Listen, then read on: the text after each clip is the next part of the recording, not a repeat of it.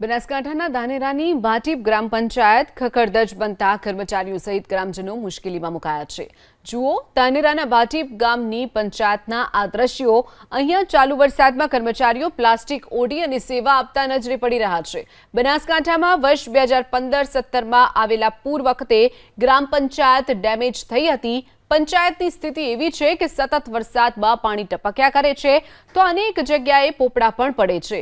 સરપંચ સહિત ગ્રામજનોની માંગ છે કે બે વાર રિપેરિંગ કરવા છતાં હજુ પણ પંચાયતની કચેરીમાં પાણી પડી રહ્યું છે। સતત પાણીના કારણે કમ્પ્યુટર સહિતના ઇલેક્ટ્રિક ઉપકરણોને નુકસાન પહોંચી રહ્યું છે।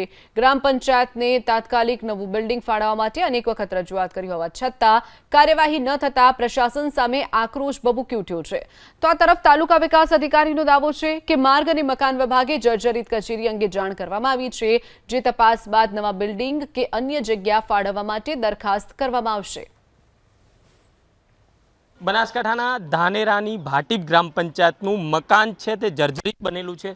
પહેલા દ્રશ્યો બતાવવાની કોશિશ કરીશ। આ ભાટીપ જે ગ્રામ સચિવાલય છે તેના દ્રશ્યો છે। અહીં અનેક અરજદારો આવતા હોય છે, પરંતુ ખાસ કરીને જો વાત કરવામાં આવે તો અહીં જે ગ્રામ પંચાયત છે તે 2015 અને 17ના પૂર વખતથી ડેમેજ થયેલી જોવા મળી રહી છે।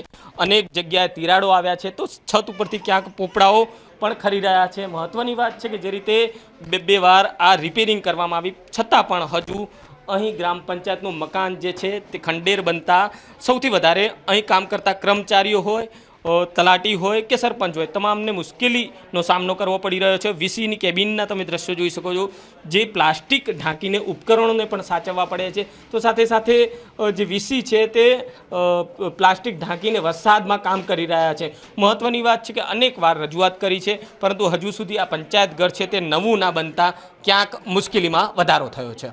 વસંતીરગર, એબીપી અસ્મિતા, બનાસકાંઠા। ગણો ને 15થી તો મોડીના વહેવધી ગણો ને મેં આવે એટલે ચાલુ છે જમવારો ના જાણ તો માય પબ્લિક આવે એ બી આય, તલેટી આવે એ માય બી આય, સરપંચ બી આય, ત્રાડાઈ પડી, બરાબર બધું ખોખરું થાવલું હોય।